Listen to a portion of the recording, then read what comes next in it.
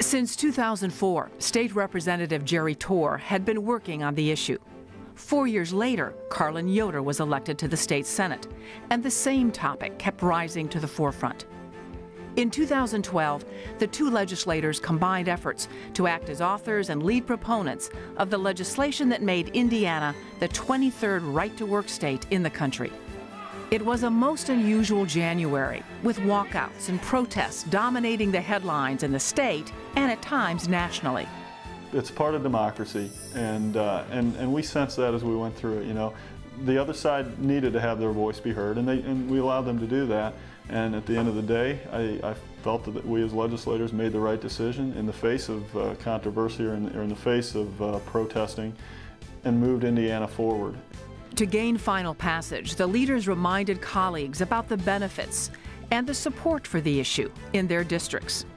That effort actually started late last year. I started calling most of the caucus members. Some of them we knew they were very firmly in favor. Some of them wanted to hear from their constituents. There were some that we had to convince. There was no arm twisting. It was all, here are the facts, here's what we believe, and here's what we believe your constituents favor. Torr, who has represented portions of Hamilton County since 1996, is quick to share his sense of humor inside the State House or on his job in the insurance business. Yoder, who serves constituents in Elkhart and Kosciuszko counties and works for Congressman Marlin Stutzman, is slightly more reserved. Both are committed, however, to tackling the difficult issues that will help improve Indiana's future. And right to work was far and away at the top of that list. But threats and state police protection should never be a part of public service.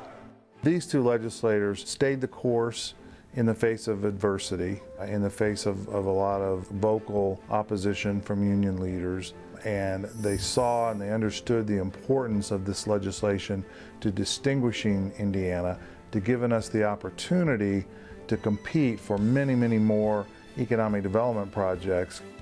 Right to Work was signed into law on February 1st and went into effect in mid-March. The numbers of companies now committed to Indiana or seriously considering the state for their business investments are exceeding expectations.